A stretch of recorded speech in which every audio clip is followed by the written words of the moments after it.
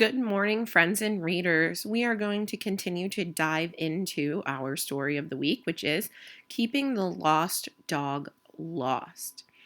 When we were talking about reading this story, we were focused on doing a couple different things, which were the structure of the text, kind of using our visualization skills and referring to different parts of a story, so that we can understand how story events build on one another. So just to recap, we talked about how stories have beginning, middle, and end, problem and solutions in them. But one of the biggest things we talked about is why the story is put in order. So when we left off with our first chapter, we know our character found a lost dog with her mother. And her mom asked her this very important question: are you ready to be a dog owner? But when we ended chapter 1, our character thought to herself, what if we find the owner of this dog? What would happen? So this chapter ended in a way that leads us to want more and leads us to not knowing the answer to this looming question that she had. So we talked about how the first thing that had to happen was that we found out that this was a lost dog. Then the mom asked her if she was even willing to keep the dog. But now we know that something is probably going to cause a turning event in this story. So when we have chapters and paragraphs, the author is building on what they've said in the past. So when we go into chapter 2, we know that we did not have a final thought.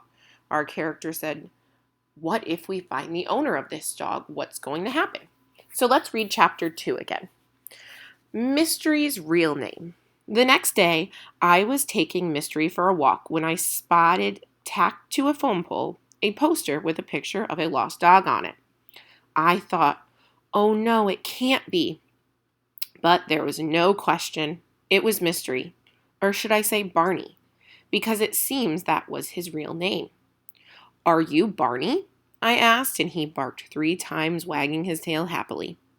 Then we walked all over the neighborhood, and I tore down 10 more posters from 10 more poles. I knew what I was doing was selfish and wrong, but I couldn't bear to lose Barney.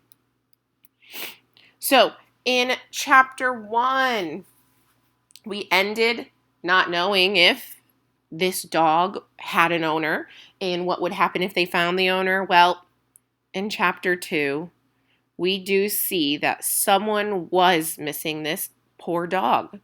And this dog's name ends up being Barney. So it's not a mystery any longer.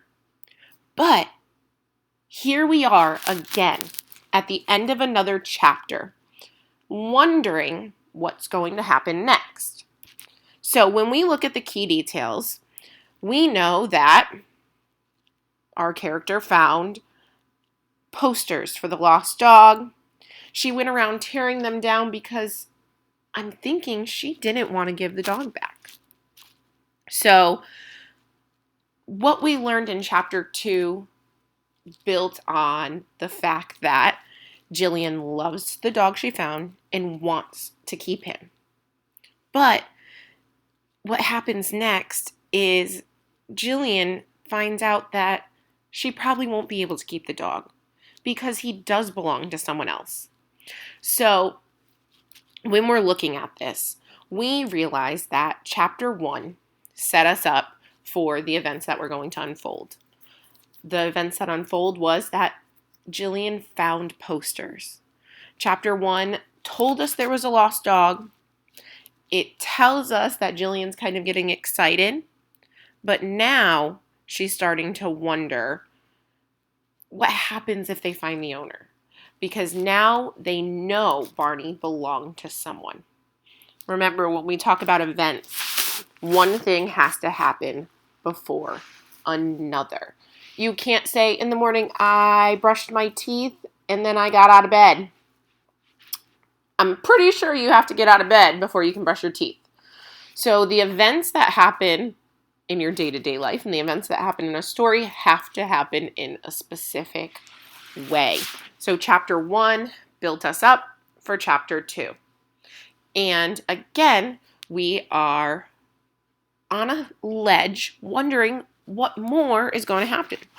So we're going to look closely at chapter 3 tomorrow. I want you to reread and really think about the events that happened in chapter 2. So we know so far we have a lost dog. This lost dog clearly has an owner. So when you're doing this, picture all of these things happening in your head. And now is that time where you might make a prediction about what's going to happen next. Do you think Jillian returns the dog? And what might happen? So remember, sequence and order and all of these things are very important to us as readers. So continue to read and enjoy.